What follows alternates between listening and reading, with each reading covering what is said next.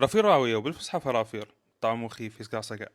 من أكلاتنا التراثية بمدينة راوة، أكل متوارث عن الجدات، فخمة جدا رغم بساطة المكونات. إذا ما أكلتوها من إيد واحد راوي لا تحسبون إنه ماكلين فرافير، لأنه راوة مسقط راس هذه الأكلة. صراحة ما نسمح يسموه خبز عروق، لأنه خبز عروق مشتق صغير من الفرافير.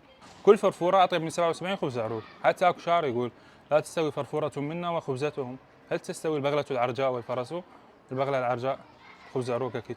تعالوا أعلمكم عن طريقة عمل بالتفصيل ونحل مشكلتي دائما تسألون عليها: ليش مرات الحشوة عن الفرفورة توقع بالفرن وليش مرات الفرفورة كلها توقع؟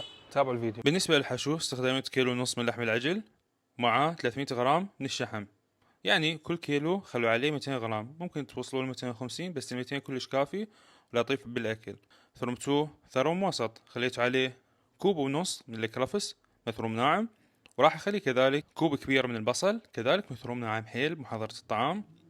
وبعدين راح نخلي البهارات كالتالي: خاشوقة كبيرة ونص ملح، خاشوقة كبيرة ونص بهار مالت لحم، ممكن تستخدمون مال كبة، خاشوقة صغيرة مال تيل ومثلها مال الكمون ومثلها نوم بصرة. راح اخلط المكونات سوية حتى يمتزجون والبهارات تشرب باللحم.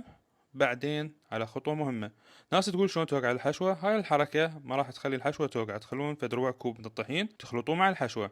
الطحين راح يساعد بثبات الحشوة داخل العجين. بعدين راح نبدي نحشي. طبعا الحجية رضي الله عنها هي راح تبدي بيها والدتي. اول شي راح تاخذ قطعة من العجين، راح تخلي كمية زين من اللحم، كثروا اللحم، كل ما تكثرون اللحم راح يعطيكم طعم اطيب كثير. تنداس بهالشكل بعدين تنفر. طبعا انا صراحة مو كلش سريع بهي الشغلة، بس راح اعلمكم طريقة لف بسيطة. راح ناخذ شوية عجين، راح نخلي كمية زين من اللحم، بعدين راح نقلبها يعني رأسا على عقب مثل ما واضح امامكم. بعدين راح ندوسها، يعني تدوسون اللحم تخلوه يثبت بالعجين. واضح اعتقد الطريقة. بعدين راح نفرها بهذه الطريقة، راح نخليها ترتاح تقريبا 20 دقيقة الى نص ساعة، وبعدين راح نخبزها. طريقة الخبز عادي مثل ما تخبزون الخبز بالضبط، يعني تفتحوها تكون متوسطة. بعدين راح نخليها على الشاشة. احنا عندنا شاشة مخصصة للفرافير يعني صغيرة، اللي مخدس يسموها يمكن اعتقد او شو يسموها معروف. بالنسبة للناس اللي تقول توقع عندنا فرافير بالتنور، رشوا عليها شوية مي رشة بسيطة والطشوها بالتنور بحيث ما تنشلع الا بالهلطي او بالكرك من صدق، يعني راح تلزق لزقة قوية.